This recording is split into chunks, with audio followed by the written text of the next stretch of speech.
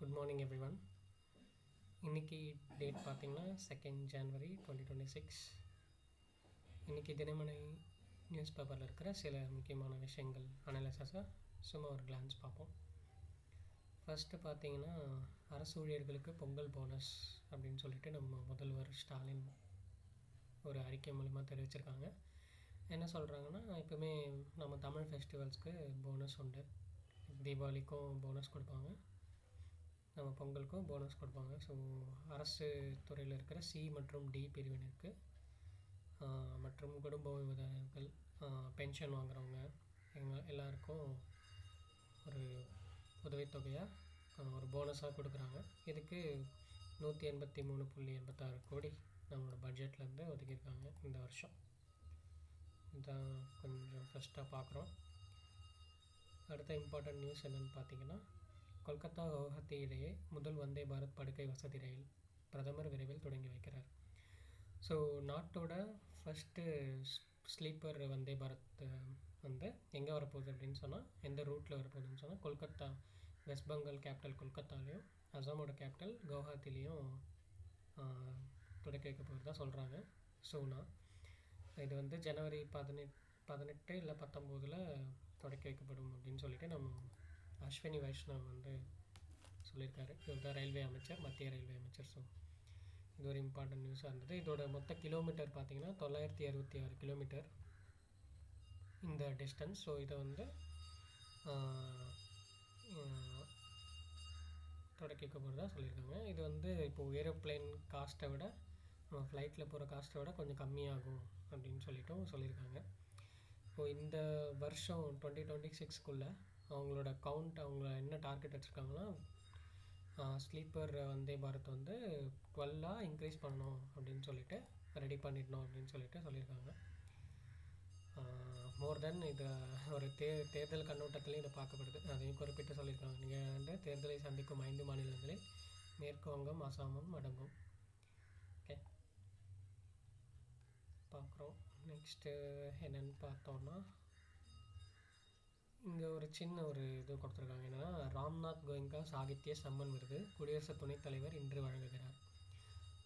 இந்த ராம்நாத் கோயங்கா யார் அப்படின்னு பார்த்தீங்கன்னா, சுதந்திர போராட்ட வீரரும் பத்திரிகை துறை முன்னோடியுமான மறைந்த ராம்நாத் கோயங்காவின் நினைவாக சிறந்த இலக்கிய படைப்புகளுக்கான விருதுகள் கடந்த 2023 ஆண்டுக்கு ஒரு முறை வழங்கப்படுது.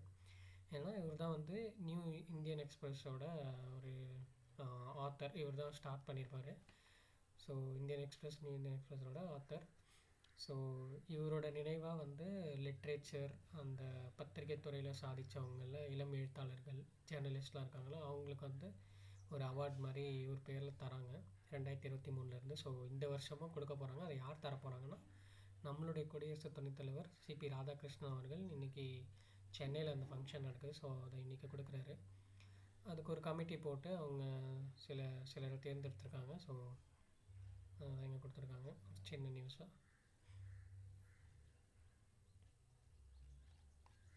அடுத்து பார்த்திங்கன்னா, இங்கே ஒரு இம்பார்ட்டண்ட்டாக ஒரு நியூஸ் கொடுத்துருந்தாங்க. என்னென்னா, தமிழகத்தில் புலிகள் கணக்கெடுப்பு ஜனவரி 5 முதல் தொடக்கம்.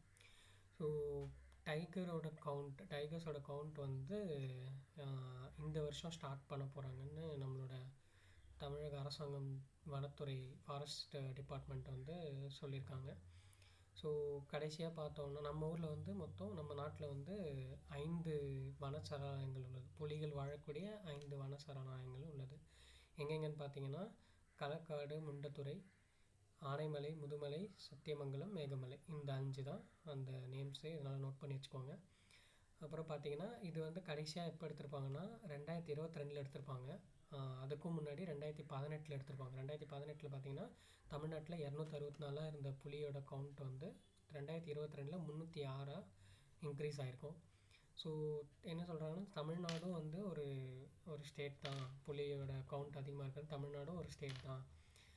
ஆனால் இந்தியாவில் பார்த்தீங்கன்னா மத்திய பிரதேஷ் தான் ஹையஸ்ட்டு கவுண்ட்டு புலியோட எண்ணிக்கையில். ஸோ தமிழ்நாடும் ஒரு இன்க்ரீஸ் ஆகிற கவுண்ட்டில் தொடர்ந்து நீடிச்சிட்ருக்கு. 2026 ஜனவரி 5 தொடங்குகிற இந்த புலிகள் கணக்கெடுப்பு முடிச்சுட்டு February எண்டு வரைக்கும் இது கண்டினியூ ஆகிட்டு நெக்ஸ்ட் இயர் தான் இதோட ரிப்போர்ட்டை சப்மிட் பண்ணுவாங்க, வெளியிடுவாங்க. ஓகே, ரிப்போர்ட் சப்மிட் பண்ணி அனலைஸ் பண்ணி 2027 தான் இதை வெளியிடுறாங்க. ஓகே, அது ஒரு சின்ன நியூஸாக கொடுத்துருந்தாங்க. அடுத்து பார்த்திங்கன்னா இன்றைக்கி ஆர்டிக்கல்லையும் பெருசாக இல்லை. அந்த வங்கதேசத்தை பற்றி ஒரு இது கொடுத்துருக்காங்க. அங்கே சண்டை போயிட்டுருக்கு இல்லையா, இந்தியர்கள் சிறுபான்மையாக இருக்காங்க. ஸோ அங்கே என்னென்ன போயிட்டுருக்கு, இப்போது ரீசெண்டாக கூட ஒரு இன்னொரு இந்தியரை அவங்க தாக்கி எரித்து கொல்லப்பட்டாருன்னு சொல்லிட்டு ஒரு நியூஸ் வந்திருக்கு. ஸோ அதை பற்றி ஒரு ஆர்டிக்கலாக விரிவாக கொடுத்துருக்காங்க. ஓகே, நெக்ஸ்ட்டு பார்த்திங்கன்னா இந்த சிந்து நதிநீர் ஒப்பந்தத்தை பற்றி ஒரு நியூஸ் கொடுத்துருந்தாங்க. ஏன்னா பாகிஸ்தான் வந்து அதிருப்தி தெரிவிச்சிருக்காங்க. நம்ம ஒரு செகண்ட் யூனிட்டு கட்ட போகிறோன்னு சொல்லிட்டு நீர்மின் உற்பத்தி திட்டம், 2ஆம் கட்ட நீர்மின் உற்பத்தி திட்டம் பண்ண போகிறோன்னு சொல்லிட்டு செனாப் நதியில் அதை வந்து ஆல்ரெடி எதிர்ப்பு தெரிவிச்சிருந்தாங்க பாகிஸ்தான். ஸோ இதை வந்து சொல்லியிருக்காங்க, நீங்கள் தப்பாக யூஸ் பண்ணக்கூடாதுன்னு சொல்லிட்டு பாகிஸ்தான் ஒரு அதிருப்தி தெரிவிச்சிருக்காங்க. அடுத்து இங்கே பார்த்தீங்கன்னா இந்திய வங்கதேச கங்கை நதிநீர் பங்கீடு ஒப்பந்தம் நீர் அளவீடு தொடக்கம். ஸோ 1996 என்ன பண்ணியிருப்பாங்கன்னா கங்கை நதிநீரை பங்கிட்டு ஒரு ஒப்பந்தம் மேற்கொள்ளப்பட்டிருக்கும் இந்தியாவுக்கும் பங்களாதேஷ்க்கும். ஓகே, ஸோ இது வந்து ஒரு 30 இயர்ஸ் இதுவாக இருக்கும், 30 இயர்ஸ் அக்ரிமெண்ட்டாக இருக்கும். இந்த 30 இயர்ஸ் இப்போ முடிய போகுது, 2026 டிசம்பரோட இது முடியுது. ஸோ இதை ரெனிவல் பண்ணணுன்றதுக்காக இப்போ அந்த ஒரு அளவீடை வந்து ஸ்டார்ட் பண்ணியிருக்காங்க. எவ்வளோ இருக்குது இதை புதுப்பித்ததற்கான ஆலோசனையும் 2 நாடுகளும் தொடங்கியிருக்கு. ஓகே, நெக்ஸ்ட்டு பார்த்தீங்கன்னா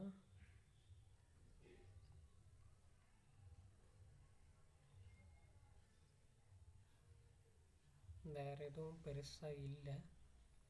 கடைசியாக என்ன கொடுத்துருக்காங்கன்னா சுதர்சன சக்கரம் உருவாக்கத்தில் டிஆர்டிஓ முக்கிய பங்காற்றும் பாதுகாப்புத்துறை அமைச்சர் ராஜ்நாத் சிங். ஸோ நம்ம பிரதமர் அவர்கள் கடந்த 2025 ஆகஸ்ட் 15 சுதந்திர தின விழா நடந்துச்சு இல்லையா, அதுக்கு ஒரு ஸ்பீச் கொடுத்துருப்பாரு.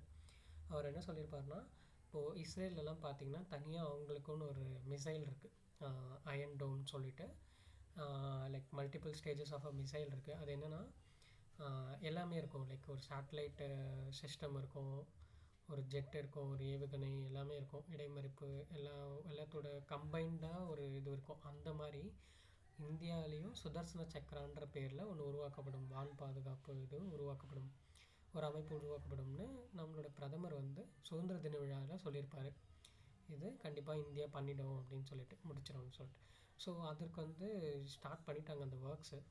ஸோ அந்த ஒர்க்குக்காக டிஆர்டிஓ என்ன பண்ணுறாங்கன்னா நிறைய கம்பெனிஸ், நிறைய எம்எஸ்எம்இஸ், நிறைய ஸ்டார்ட் அப்ஸ் கூட சேர்ந்து ஸ்டார்ட் பண்ண போகிறாங்க. ஓகே, அதுதான் கொடுத்துருக்காங்க. ஸோ சுதர்சன சக்கரம் வந்து அடுத்த 10 ஆண்டுகளுக்குள் நாட்டின் இராணுவ தளம் உட்பட எல்லாமே வந்து நல்லா பெஸ்ட்டாக கொடுப்போம். அதில் டிஆர்டிஓ ஒரு முக்கிய பங்கு. இப்போது இது நம்ம ஆப்ரேஷன் சிந்தூரில் கூட பார்த்திங்கன்னா டிஆர்டிஓ ஒரு இம்பார்ட்டண்ட் ஃபங்க்ஷனாக இருந்தது. நிறைய மிசைல்ஸ் தயாரிக்கிறதுலேருந்து ஒரு டெஸ்டிங் பண்ணுறதுலேருந்து எல்லாம். நேற்று கூட நம்ம ரீசெண்டாக ஒரு நியூஸில் பார்த்தோம்னா பிரளய் சொல்லிட்டு ஒரு land to land service attack mode அதை பற்றி கொடுத்துருந்தாங்க. ஓகே, ஸோ அதுதான் இங்கே கொஞ்சம் கொடுத்துருக்காங்க. இது என்னென்னு சும்மா பார்த்து வச்சுக்கோங்க. சுதர்சன சக்கரம்ன்ற பேர் நல்லா ஞாபகம் வச்சுக்கோங்க. ஓகே, எக்ஸாம் பாயிண்ட் ஆஃப் வியூவில். இங்கே ஒரு ஆர்டிக்கல் கொடுத்துருந்தாங்க, இந்தியாவில் கடந்த ஆண்டு 166 புலிகள் உயிரிழப்பு. என்ன சொல்ல வராங்க அப்படின்னா, புலியோட டெத்தோட கவுண்ட் வந்து 166 இருக்குது லாஸ்ட் இயர் 2025. ஸோ இது எங்கே அதிகமாக இருக்குது அப்படின்னு பார்த்தீங்கன்னா சேம் மத்திய பிரதேஷ் தான் வந்து புலியோட எண்ணிக்கையிலையும் அதிகம், இறக்குறதுலையும் அதுதான் வந்து அதிகம் அப்படின்னு சொல்லியிருக்காங்க. ஸோ அந்த விதத்தில் பார்க்கும்போது மத்திய பிரதேஷில் வந்து 55 புலிகள் இறந்து போயிருக்கு 2025. இது உட்பட மகாராஷ்டிரம், கேரளா, அசாம் ஆகியவற்றில் முறையே 38, 13, 12 புலிகளும் உயிரிழந்திருக்கின்றன. ஓகே, இந்த 166ல் 31 குட்டி புலி குட்டிகளும் அடங்கும் அப்படின்னு சொல்லியிருக்காங்க. ஓகே, ஸோ இது எதோட கம்பேர் பண்ணுறாங்க அப்படின்னா முந்தைய ஆண்டில் வந்து 126 தான் இருந்திருக்கு. பட் இந்த வருஷம் 166 இது உயர்ந்திருக்கு, 40 உயர்ந்திருக்கு. ஸோ இது ஒரு கவலைக்குரிய விஷயமாக தான் பார்க்கப்படுது. ஆனால் இது எதனால் இருந்திருக்கு அப்படின்னு சொல்லிட்டு ஒரு காரணமும் அவங்க சொல்கிறாங்க. என்ன சொல்கிறாங்கன்னா, இது வந்து ஒன்று ஒன்றும் தாக்கிக்குது, ஒன்று ஒன்றும் அது நிலப்பரப்பில் வாழ்ந்தாலும் அதுக்கு இடையில சண்டை வந்து ஒன்றுத்த ஒன்று அழிச்சிடுது அப்படின்னு சொல்லியிருக்காங்க. ஓகே. ஸோ இது கொஞ்சம் இதுவாக இருந்தது. பட் நம்மளோட கம்பேர் டு ப்ரீவியஸ் இயர்ஸ் வந்து நமக்கு புலியோட எண்ணிக்கைகள் வந்து வளர்ந்துட்டு தான் இருக்குது. நீங்கள் பார்த்தீங்கன்னா இதன்படி 2018 வந்து புலியோட கவுண்ட் வந்து 2967 இருந்திருக்கு. ஆனால் 2022 நமக்கு எடுக்கும்போது 3682 உயர்ந்திருக்கு. ஓகே. ஸோ இது தொடர்பான நடவடிக்கைகளும் நம்மளோட இந்திய வனத்துறை, அவங்க சென்ட்ரல் கவர்மெண்ட் கீழே இருக்கிற வனத்துறை மினிஸ்ட்ரி ஆஃப் ஃபாரஸ்ட் அவங்க எடுத்துகிட்டு தான் இருக்காங்க. ஓகே. இன்றைக்கி வேறு எதுவும் முக்கியமான செய்திகள் இல்லை, அவ்வளோதான். நாளைக்கு மீட் பண்ணலாம். தேங்க்யூ.